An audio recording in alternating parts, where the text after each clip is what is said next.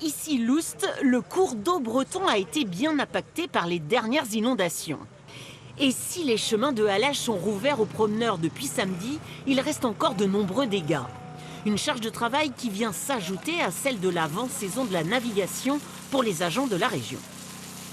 On va avoir bien évidemment beaucoup de réfections de chemins de halage, mais beaucoup aussi d'entretien, nettoyage de pontons, de quais, de chemins qui se sont envasés, d'embacs, c'est-à-dire de bouts de bois qui sont mis dans tous nos ouvrages hydrauliques, de nettoyage d'écluses et aussi de pas mal d'arbres qui sont tombés et qu'il va falloir traiter assez rapidement pour redonner accès aux chemins de halage.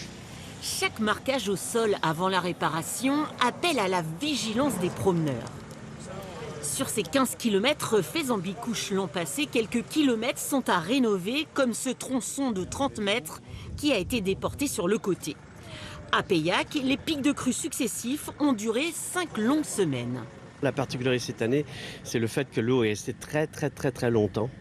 Et que cette eau, en fait, elle était partout. Elle était sur les chemins, dessous, à côté, et tout a été imprégné. Et donc, eh bien, finalement, la force de l'eau a fait qu'un certain nombre de travaux comme ceci n'ont pas tenu. D'autres dégâts importants sont constatés sur l'Aune, le Blavet, la Rance et la Vilaine.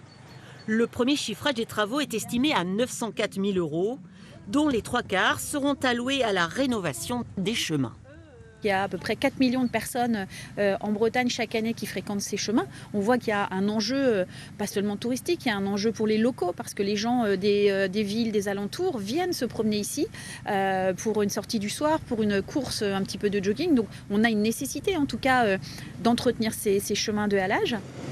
Une récurrence depuis 2 ans due au changement climatique. Le retour des beaux jours presse le calendrier. Les travaux de remise en état s'étaleront jusqu'au mois de mai.